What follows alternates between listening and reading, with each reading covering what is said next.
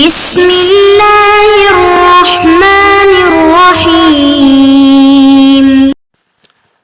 اعوذ باللہ من الشیطان الرجیم ام حسبت ان اصحاب الكهف والرقیم كانوا من آیاتنا عجبا اذ اول الفتية الى الكهف فقالوا ربنا آتنا من لدنك رحمة وهيئ لنا من امرنا رشدا۔ عزیز طلبہ کرام، سبق نمبر 180، سورۃ کہف، آیت نمبر 9۔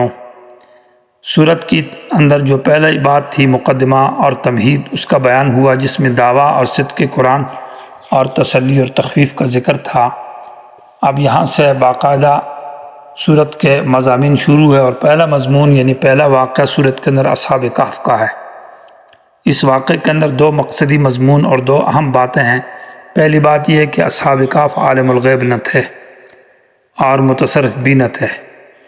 تو یہ بات ثابت کرنی اس مقصد سے کہ اصحاب کہف غیبدان نہیں، غیبدان صرف اللہ تعالیٰ کی ذات ہے۔ اصحاب کہف کو اپنے حالات کا بھی پتہ نہیں تھا، اور جو کچھ بار دنیا میں ہو رہا اس کا بھی پتہ نہیں تھا۔ دوسرا مسئلہ ذکر کیا ہے کہ اصحاب کہف کو سلا کر 300 سال سلا کر دوبارہ اٹھانے سے مسئلہ قیامت کا اس بات ہے کہ بعث بعد الموت ہوگا، یعنی جیسے کہ یہ لوگ سوئے ہوئے اٹھے ہیں تو اس طرح دوبارہ یہ مردے بھی زندے کیے جائیں گے۔ یہ دو اہم مقصد اس واقعے کے اندر ہے۔ ام حسبت ان اصحاب الکہف والرقیم کانوا من آیاتنا عجبا، یہ ام منقطع بمعنی استفہام کے ہے، معنی احسبت، کیا آپ کا گمان ہے اے مخاطب، ان اصحاب الکہف کے بے شک غار والے، والرقیم اور شہر رقیم کے رہنے والے، کانوا من آیاتنا عجبا، ہماری توحید کی دلائل میں سے عجبا معنی تعجب کی بات آپ سمجھتے اس کو۔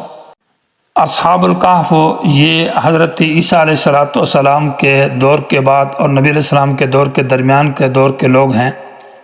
اور یہ تقریباً حضرت عیسیٰ علیہ السلام سے 300 سال بعد کا واقعہ ہے جو اصحاب کہف تھے۔ اور اس وقت ایک یہودی بادشاہ تھا جو ظالم، جو دقیانوس کے نام سے مشہور تھا اور بڑا ظالم تھا۔ حضرت عیسیٰ علیہ السلام کا دین چونکہ کمزور ہو چکا تھا، اس وقت جو سچا دین تھا، لوگ حضرت عیسیٰ علیہ السلام کے دین پر لوگ قائم دائم تھے، اور یہودی بادشاہ نے ظلم اور شرک شروع کیا تھا، تو چند نوجوان تھے جو اس ظالم بادشاہ کے خلاف بولتے تھے، اس کے کفر اور شرک کے خلاف۔ کرتے کرتے اس طرح اس بادشاہ کو لوگوں نے شکایت لگائی، اور اس کو یہ بات پہنچ گئی کہ چند لوگ ہیں جو آپ کی بادشاہی اور آپ کے نظام کے خلاف بولتے ہیں اور آپ کو مشرک کافر کہتے ہیں۔ بادشاہ نے ان کو بلایا اپنی عدالت کے اندر ان کے بڑوں کے ذریعے سے کہ ان کو بات سمجھائی جائے اور ان سے یہ کہا جائے کہ میرے خلاف فتوے نہ لگاؤ۔ عدالت میں جب ان کو بلایا گیا اور ان سے بات کی گئی تو انہوں نے وہی مسئلہ توحید بیان کیا بادشاہ کے سامنے بھی، کہ اگر بادشاہ ہے تو کیا بات ہے بادشاہ کے سامنے کلمہ حق بیان کریں گے۔ انہوں نے وہی مسئلہ توحید اور کلمہ حق بیان کیا۔ بادشاہ نے ان کو بہت سمجھایا اور ان کے بڑوں کی طرف اشارہ کر کے کہا کہ تم ان کو سمجھاؤ، اور پھر بڑوں کی ضمانت کے اوپر ان کی رہائی ہو گئی کہ ایک دفعہ ان کو رہا کرتا ہوں، آپ بڑوں کی وجہ سے آپ ان کو لے جائیں اور سمجھائیں۔ تو انہوں نے اپنے بڑوں کے بارے میں بھی کہا کہ ہؤلاء قوم اتخذوا من دونی آلہۃ لولا یأتون علیہم بسلطان بین، یہ ہمارے بڑے تو ہیں لیکن یہ بھی شرک میں مبتلا ہے، ہم اس کا کیا کریں؟ بادشاہ مشرک، میری قوم، ہماری قوم مشرک، تم سب شرک کے اندر مبتلا ہو۔ بعد میں جب ان کو دوبارہ معلوم ہو چکا تھا کہ انہوں نے کہا کہ اگر ہم دوبارہ عدالت میں پیش ہوئے تو دو میں سے ایک بات ضرور ہوگی، یہ بات بعد میں آ رہی ہے، یا تو ہمیں اس پتھروں کے ساتھ سنسار کر دیا جائے گا اور بالکل پھانسی پر چڑھایا جائے گا، یا یہ کہ ہمیں دوبارہ مرتد اور مشرک بنا دیا جائے گا۔ تو لہٰذا دین کی حفاظت ضروری ہے اور اپنے ایمان کی حفاظت بھی ضروری ہے، تو اس کے لیے کیا طریقہ کار کرنا چاہیے؟ تو انہوں نے کہا پھر ہجرت کریں گے۔ تو انہوں نے غار کی طرف اور صحرا اور جنگلوں کی طرف ہجرت کر کے چلے گئے دین کی حفاظت کے لیے، تاکہ بادشاہ کے ظلم سے بچیں اور اپنے ایمان کی حفاظت ہو سکے۔ تو اس کا تذکرہ ہے۔ اللہ تبارک جب چلے گئے تو ان کے ساتھ ایک کتا تھا، وہ بھی چلے گیا، اور چونکہ موحدین نیک لوگوں کا جو کتا ہے وہ بھی اللہ تعالیٰ نے اس کا تذکرہ بھی کیا کہ جو موحدین اور مومنین کی پہریداری کرے وہ بھی اچھا کتا ہے۔ اور یہ غار میں چل کر سو گئے تو 900 سال تک سوئے رہے۔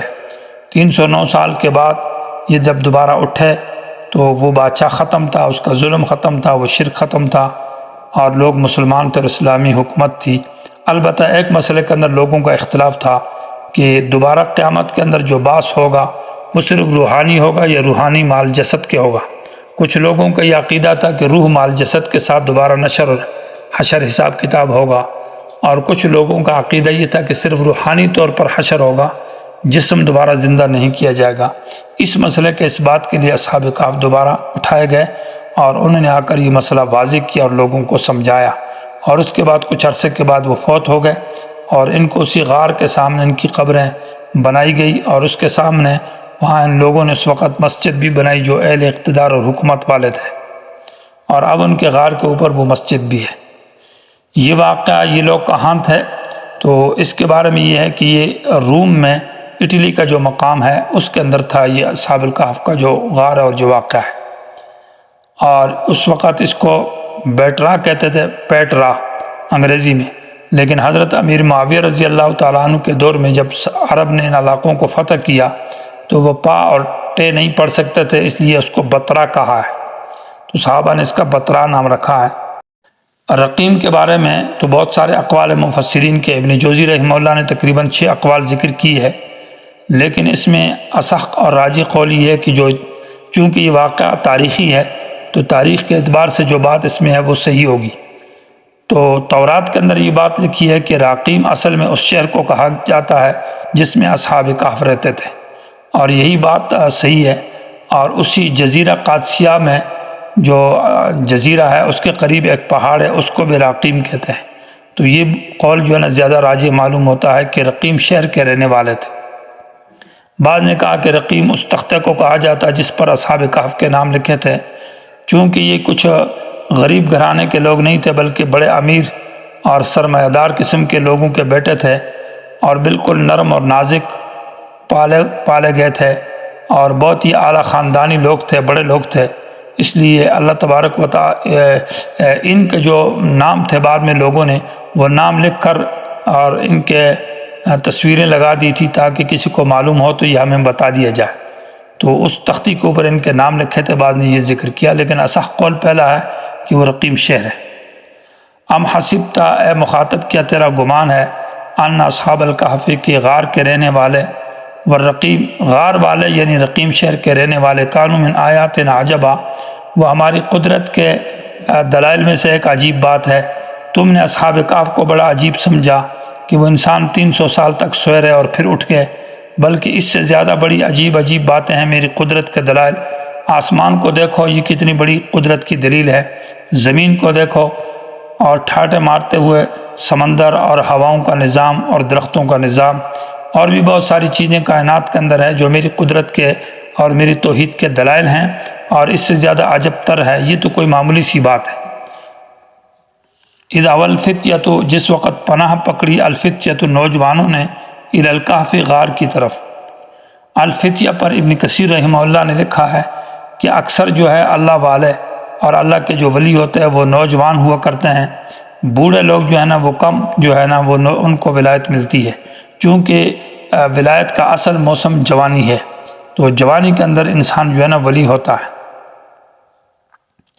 اور عام طور پر قرآن میں جن اولیاء کا ذکر ہے وہ تو ان کے بارے میں فتیہ کا لفظ ہے، معنی لڑکے تھے، نوجوان۔ فقالو، انہوں نے کہا، ربنا، اے ہمارے پروردگار، یہ ان کی دعا کا ذکر ہے، ربنا آتنا، جس وقت ہجرت کرتے ہیں تو ہجرت سے پہلے دعا کرنا ضروری ہے، تو ان کی دعا کا تذکرہ ہے، اے اللہ ہمیں دے دے من لدن کا، خاص اپنی طرف سے، رحمتن کا معنی صبرن، صبر اور استقامت، تاکہ ہم مضبوطی عطا ہو جائے، کیونکہ ہم نرم نازک بستروں پر سونے والے اور ہم اعلیٰ قسم کے اور آسائش والے سامان کے ساتھ رہنے والے لوگ تھے، اور اب ہمیں جا کر کانٹوں پہ اور زمین پر اور مٹی پر لیٹنا پڑے گا اور ہمیں سفر کرنا پڑے گا، تو اللہ تعالی ہمیں صبر عطا کر، ہمیں استقامت عطا کر، تاکہ ہم اس پر مضبوط رہیں۔ وحی لنا، اور پورا دے دے ہم کو، من امرنا، ہمارے اس کام کی وجہ سے، رشدن معنی فائدے، دنیا اور آخرت کے فائدے ہمیں دے دے۔ رشد راہ کے فتح کے ساتھ دنیاوی اور اخروی فلاح اور کامیابی کو کہا جاتا ہے کہ دنیا کی کامیابی جو انسان ہدایت کے اوپر اور دین اسلام پر آ جائے، اور آخرت کی کامیابی کہ اللہ جنت نصیب کرے، قبر اور جہنم کے عذاب سے بچائے۔ اور رشتن کا معنی یہ ہے کہ صرف جو ہے نا وہ دنیاوی خیر کو کہتے ہیں، اور من امرنا سے معنی یہ ہے کہ مفارقت الکفار، ہم نے جو کافروں سے بائیکاٹ کیا ہے، اس بائیکاٹ کی وجہ سے اللہ تعالیٰ حی لنا کا معنی پورا عطا کر دے، آسانی کے ساتھ ہمیں دے دے، رشدن معنی دنیا اور آخرت کی کامیابی۔ فضربنا علی آذان فی الکہف سنین عددا، پس ڈال دیا ہم نے پردہ ان کے کانوں کے اوپر فی الکہف غار کے اندر، سنینہ وہ چند سال تھے، عددن گنتی کے اعتبار سے یہ سنینہ حال بنتا ہے۔ تو ضربنا اصل میں ہے ضربنا الحجاب ہے، فضربنا مانا القینا ہم نے ڈال دیے، الحجاب پردہ، علی آذانہم ان کے کانوں کے اوپر، یعنی ہم نے ان کو سلا دیا، فی الکہف غار کے اندر سنینہ عددا وہ چند سال تھے گنتی کے اعتبار سے، وہ 300-900 سال بنتے ہیں۔ ثم بعثناہم پھر ہم نے ان کو اٹھایا اور دوبارہ ان کو ہم نے جگایا، لنعلم تاکہ ہم ظاہر کریں ای الحزبین کہ دو جماعتوں میں سے کون سی جماعت احصا یاد کرنے والی ہے، لما اس مدت کو لبثوا جس میں وہ ٹھہرے، آمدن یہ تمیز ہے لما سے، یعنی وہ مدت مراد ہے، لما اس چیز کو یاد کرنے والے کون ہے، لبثوا جس میں یہ ٹھہرے، یعنی آمدن وہ مدت تھی، یعنی ان دونوں جماعتوں میں سے وہ مدت کس کو یاد ہے۔ حالانکہ ایک جماعت کا کہنا یہ تھا کہ لبثنا یومن ایک دن ٹھہرے، اسی اصحاب کہف کی دو جماعتیں تھیں، اور دوسری جماعت کا قول یہ ہے کہ بعض یومن آدھا دن ٹھہرے، تو ان دونوں میں سے وہ مدت کس کو یاد ہے، لیکن دونوں کو یاد نہیں تھی، تو معلوم ہوا کہ وہ عالم الغیب نہ تھے اور متصرف بھی نہیں تھے، اس لیے کہ ضربنا مانا ہم نے ان کے کانوں پر پردہ ڈالا ہے، اور متصرف اس لیے نہیں تھے کہ ثم بعثناہم ہم نے ان کو دوبارہ اٹھایا، وہ ہمارے محتاج ہیں، اور متصرف اس لیے بھی نہیں تھے کہ ربنا آتنا من لدنک رحمہ، اللہ کے سامنے محتاج ہے، اللہ سے صبر و استقامت کی دعا مانگ رہے ہیں، اور محتاج ہے اللہ تعالیٰ کے غار کی طرف ہجرت کرنے والے۔ یہ ان تمام الفاظ کے اندر بعثنا اور ضربنا اور لما لبثوا آمدہ، ان کے اندر یہ بات اس بات کی دلیل ہے کہ وہ نہ متصرف تھے اور نہ عالم الغیب تھے۔ نحن سے قصے کی تفصیل شروع ہے۔